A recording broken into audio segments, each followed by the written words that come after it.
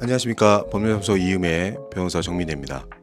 여러분들 새해 복 많이 받으셨습니까? 그리고 앞으로도 새해 복 많이 받으시고 신년에는 항상 좋은 일만 있으시길 바라겠습니다. 그리고 그와 같은 일들에 저희 회사나 제가 조금이라도 도움이 되었으면 하는 바람에 오늘 본격적인 유튜브 영상을 촬영하게 되었습니다. 오늘 소개해드릴 내용은 우선 인트로 영상이기 때문에 채무자 회생 및 파산에 관한 법률, 이하에서는 채무자회생법이라고만 약칭으로 소개해드리겠습니다.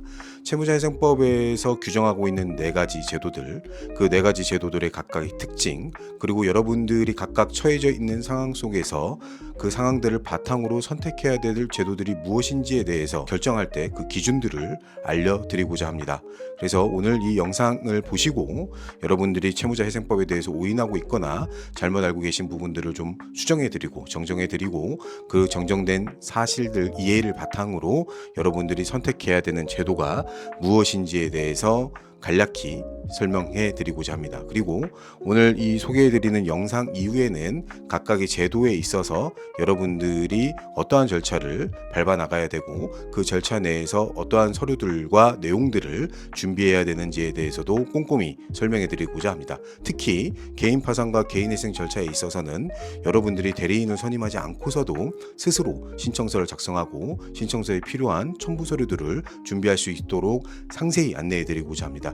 덧붙여 말씀드리지만 저희 유튜브 개설의 목적이 저희 회사의 상업적인 목적이 있는 점에 대해서는 부인하지 않습니다. 다만 이 유튜브의 내용들을 보시고 여러분들이 각자 그 절차를 진행하는 데 도움이 되시고 혼자 스스로도 해결할 수 있을 정도의 도움을 드리는 게 이 유튜브 개설의 목적입니다. 다만 법인 파산과 법인 회생 절차를 준비함에 있어서는 혼자 준비하시는 데 상당한 어려움이 있고 그 절차를 진행하는 데 여러 가지 문제점들이나 난간이 발생할 수 있으므로 법인 파산과 법인 회생을 절차를 진행함에 있어서는 여러 전문가들의 그 조언을 듣고 전문가들의 협조와 도움 아래 절차를 진행하실 것을 적극적으로 권유드리는 바입니다.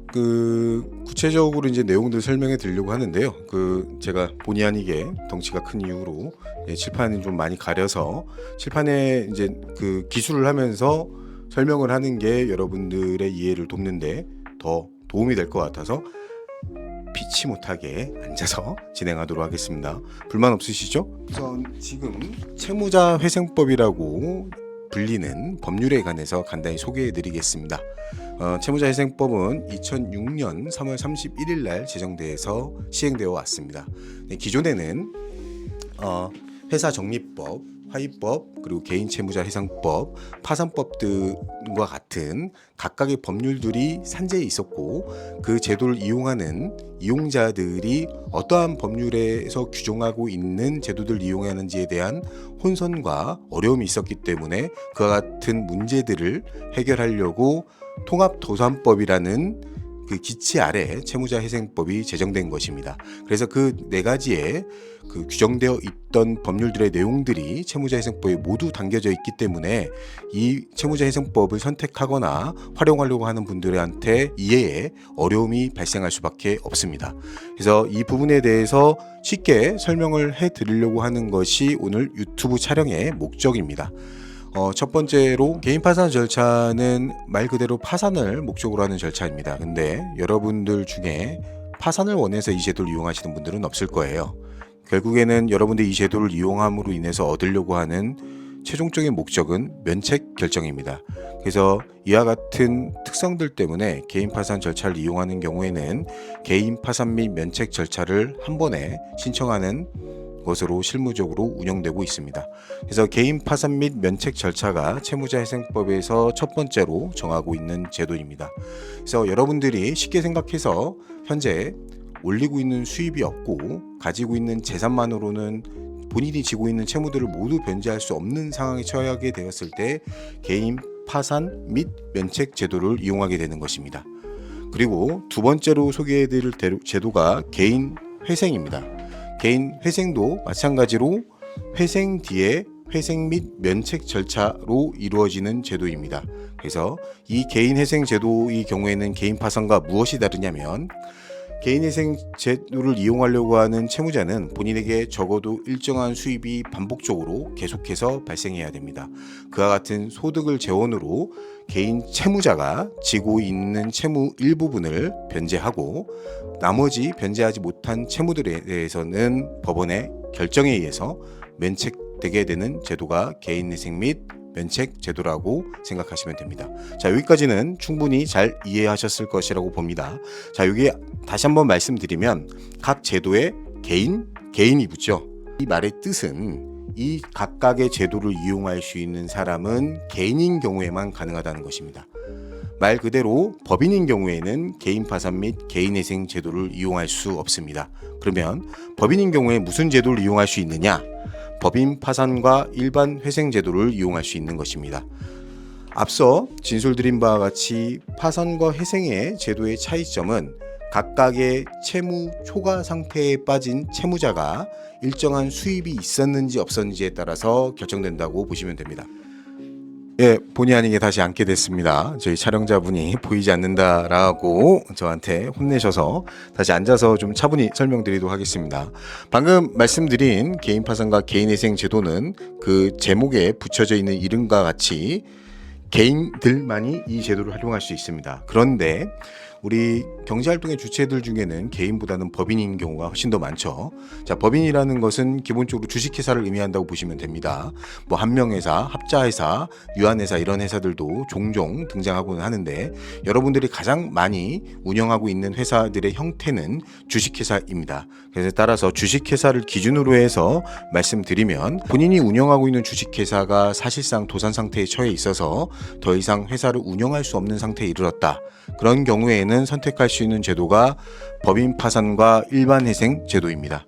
자, 법인 파산은 개인 파산과 마찬가지로 더 이상 회사를 운영할 수 없는 상태에 이르러서 선택에 이르렀을 뿐만 아니라 회사가 가지고 있는 재산들만으로는 채무금을 모두 변제할 수 없는 지급 불능 상태에 처해 있을 때 선택할 수 있는 제도입니다. 자, 그러면 이와 같은 법인 파산 제도를 이용할 때의 유용한 점이 무엇이냐라고 한다면 대표자 개인 분들의 경제적 부담을 줄여줄 수 있을 뿐만 아니라 형사적인 리스크도 최소화할 수 있다라는 이점 때문에 법인 파산 제도를 자주 활용하곤 합니다. 그리고 뿐만 아니라 민법 및 상법 규정에 따르면 회사, 주식회사를 운영하는 대표자들에게는 이 법인을 청산 및 해산할 때 법인 파산 절차를 통해서 해산 및 청산 절차를 하도록 규정하고 있기 때문에 이 조항은 나름대로 의무 조항이라고 보시면 됩니다.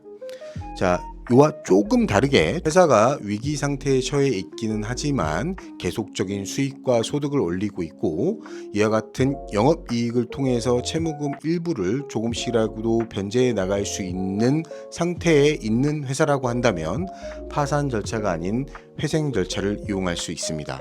자, 여기 잠깐 보시면 여러분들 법인 회생이 아니라 일반 회생이라고 제가 기재해 놓으신 부분을 확인하실 수 있을 겁니다.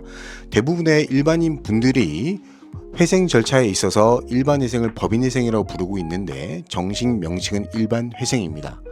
근데 그럼에도 불구하고 법인 회생이라고 여러분들이 많이 부르고 호칭하는 이유는 이 제도를 주로 이용하는 당사자가 개인보다는 법인들이 압도적으로 많기 때문입니다.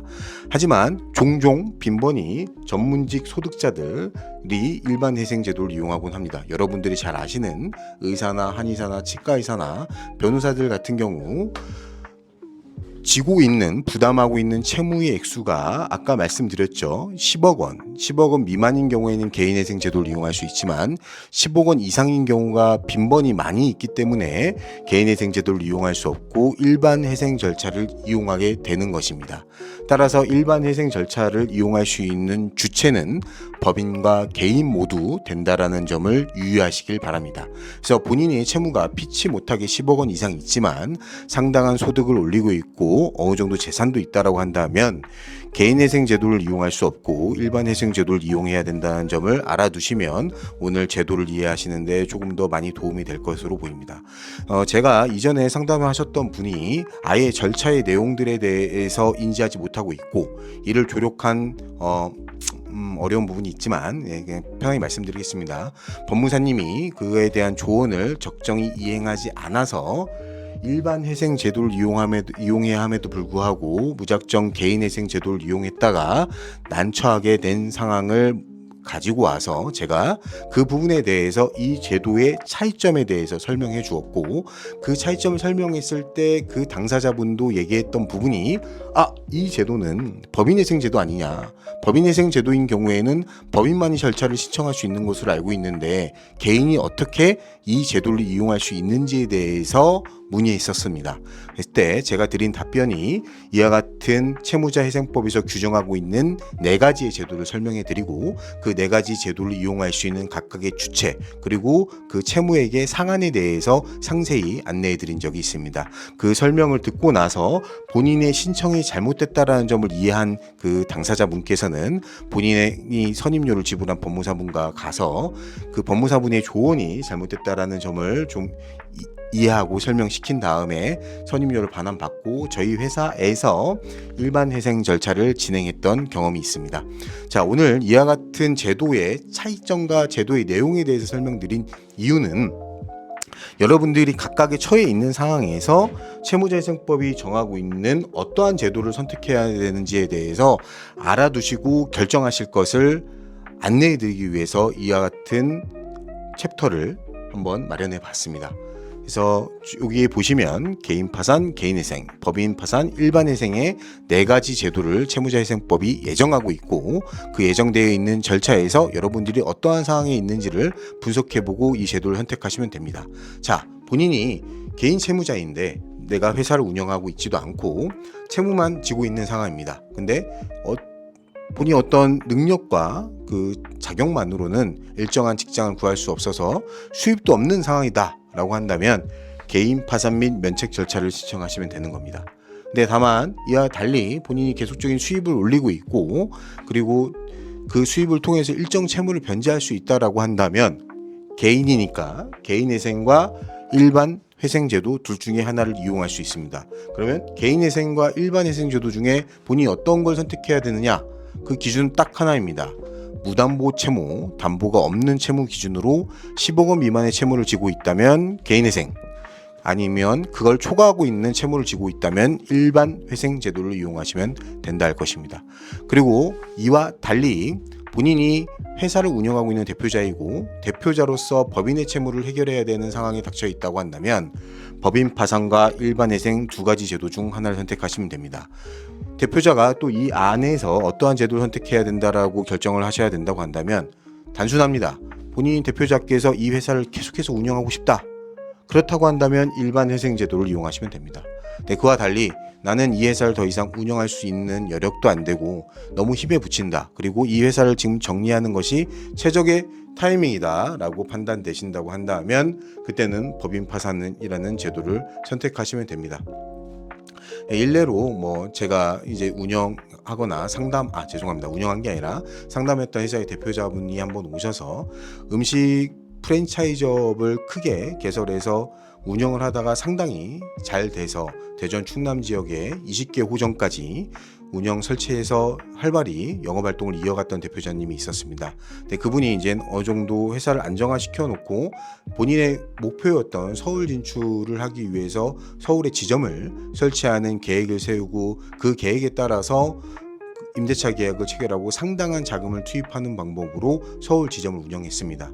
네, 그와 같은 진출 계획과 계획에 따른 상당한 그 자금 준비까지 했음에도 불구하고 서울 진출이 실패해서 회사 전체가 어려워진 상황이 발생했었습니다. 그때 당시에 이제 대표자분이 선택하시려고 했던 게 일반 회생 제도였는데 그 당시에 회사가 운영했던 그 업종이 진입장벽이 매우 낮은 상태였기 때문에 다른 경쟁자들이 서울 위의 지역, 이제 이 회사가 주력 거점으로 삼았던 대전 충남 지역에도 상당히 진출해 있었던 상태였기 때문에 서울 지점을 폐쇄하는 것만으로는 계속해서 수익, 즉 영업이익이 발생하기 어려운 상태였습니다. 그래서 저와 그 대표자분과 대표자의 직원분이었던 그 재무부장님 셋이 2시간 동안 재무상태표를 분석하고 3년치의 자금 흐름을 엑셀로 정리해서 내린 결론은 회사를 계속해서 운영하기에는 힘든 구조이다.